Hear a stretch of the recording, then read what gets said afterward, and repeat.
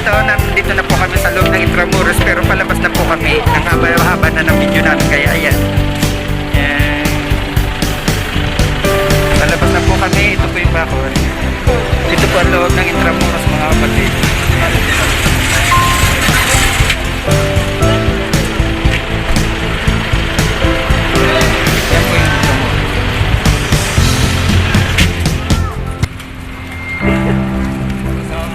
Picturean tayo dyan.